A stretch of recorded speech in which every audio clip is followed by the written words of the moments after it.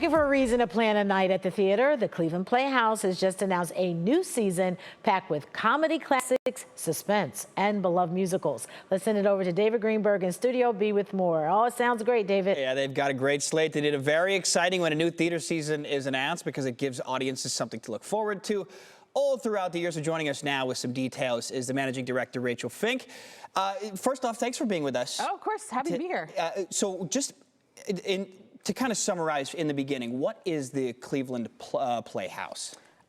The Cleveland Playhouse is our country's oldest regional professional theater. Wow. So we've been here. I know, it's such a gem to have in the city of Cleveland. We've been here 111 years, and I just feel so lucky to be able to steward that legacy. It's fantastic. And Cleveland obviously has such a rich history of performing and on the stage, Playhouse Square being, you know, the second largest in the country, only behind New York. So tell us about the lineup. I think we're anxiously awaiting what the new shows are going to be for this season. Oh, we've worked really hard. So we tried to put together a season that has a little something for everyone. So we're opening up with a classic comedy with Private Lives by Noel Coward. Okay. Are you familiar with that? We were just talking a little bit about it, so I've gotten more familiar, yes. It's, real quickly, it's about a divorced couple who end up being on their second honeymoons, but they're next door to each other. And hijinks ensued between these two couples. It's witty, it's classic, and it's a fun, like, entree into the fall. Yeah, it's kind of got that balance of everything that you'd want in a show. What other shows are coming to town? Well, then over holidays, we're doing a little musical having its 50th anniversary, Annie, which you may have heard of. Yeah, you may have heard of the Annie, of course. And what I love about Annie is that, I mean, when I was a kid, I would skip around our house singing Tomorrow. Like that, curly hair, you know, loved it.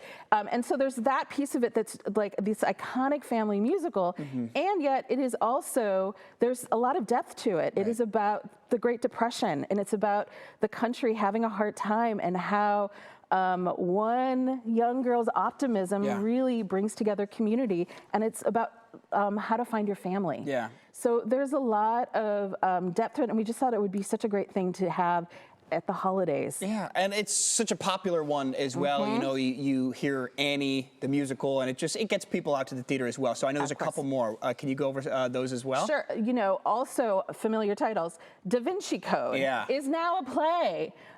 So we are producing this, and I'm excited about it. So we have this thrilling mystery, and we can use theatrical magic to tell the story.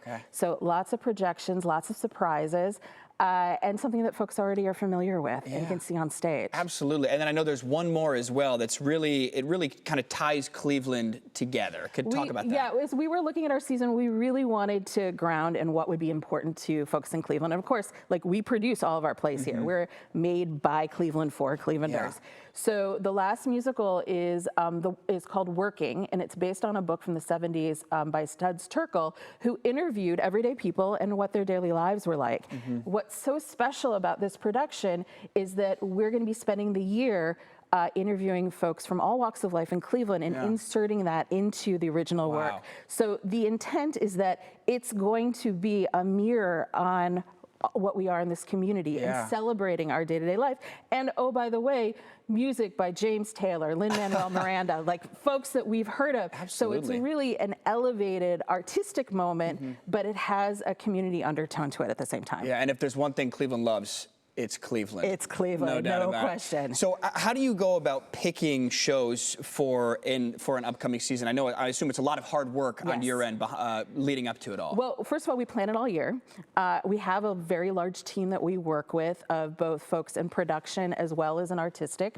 And marketing, frankly, because we need to have a combination of what do we think folks are interested in, what are they going to actually show up and buy tickets to, and what artistically do we feel compelling, what do we think that in a year from now, because we're planning so far ahead, folks will want to engage with and reflect back on. And then there's, you know, the real tactical part of, you know, can the scheduling work with the artists? Can we fit it in our budget? Logistics. The logistics, it's like a huge Tetris. So you can imagine in my office, I have lots of covered whiteboards with ideas of different shows are coming together, and it's a group effort. Yeah. So you were talking a little bit about the history. What separates Cleveland Playhouse from other theaters? It is about the fact that we are making our own theater here. So we have about 100 folks on staff. everything from our marketers to our props folks to audio technicians who live and work in Cleveland and are building these shows from the ground up. That's fantastic. Yeah. So much work goes into it.